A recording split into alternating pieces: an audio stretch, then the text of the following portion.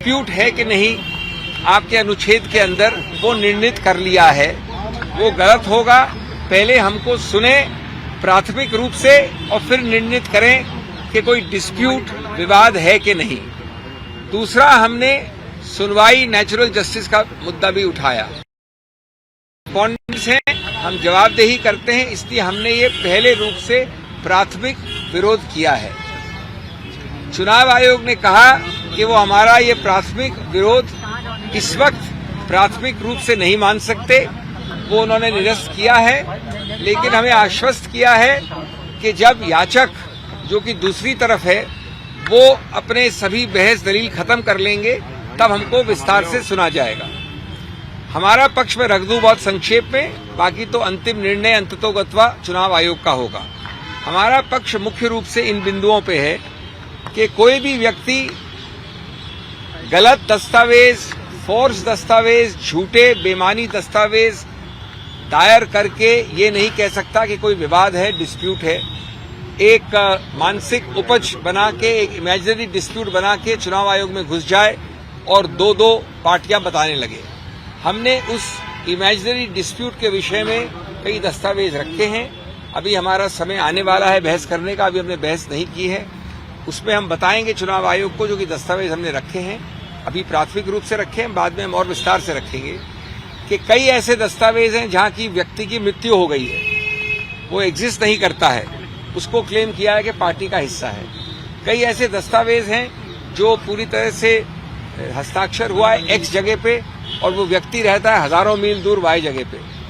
कई ऐसे दस्तावेज हैं जहां उसने लिखित रूप से कहा है कि न मैं जानता हूं, न मैंने हस्ताक्षर किया, न मेरे से किसी ने बात की, न मैंने ये हलफनामा दिया है, कुछ भी नहीं किया मैंने। कई ऐसे दस्तावेज हैं जो बड़े स्पष्ट रूप से किसी और पार्टी का व्यक्ति है, उसको दिखा दिया अपने फैक्शन में, इत्यादि इत्यादि। ये सब वही दिखाते हैं कि ये एक इमेजिनरी डिस्प्यूट बनाई गई है, एक इमेजिनरी रूप से एक पार्टी को तोड़ने की। संघीय ढांचा जो है संघ का, ऑर्गेनाइजेशन का, उससे जो याचक है वो दूर भाग रहे हैं। उन्होंने 10 बार ये दलील की कि जो ऑर्गेनाइजेशनल स्ट्रक्चर है, संघ का ढांचा है, उसको हम नहीं देखना चाहते। दूसरा, जो विधायिका का ढांचा है एमपी एमएलएस का, वो उच्चतम न्यायालय ने नकार दिया है सुभाष देसाई के निर्णय में। तो एक बड़ा रोचक नया टेस्ट उपज किया है दूसरे पक्ष ने, जिसका हम खंडन करेंगे, जिसको हम बताएंगे गलत क्यों है। उन्होंने एक नॉन एग्जिस्टेंट टेस्ट, एक बिल्कुल गैर कानूनी टेस्ट बनाया है कि आप सिर्फ एमपी एमएलए को काउंट कर लीजिए। यद्यपि उच्चतम न्यायालय ने कहा है कि जहां डिस्क्वालिफिकेशन की याचिकाएं लंबित हैं वहां आप एमपी एमएलए काउंट नहीं कर सकते। उन्होंने कहा कि आप उनको काउंट करिए, और उससे भी ज्यादा एक अजीबोगरीब टेस्ट बताया है कि उन एमपी एमएलए को कितने वोट मिले उनको गिनिए। आज तक हमने कानून में ऐसे टेस्ट नहीं सुने हैं। मैं समझता हूं कि निराधार है। मैं समझता हूं कि ये याचिकों की बौखलाहट और घबराहट का द्योतक है।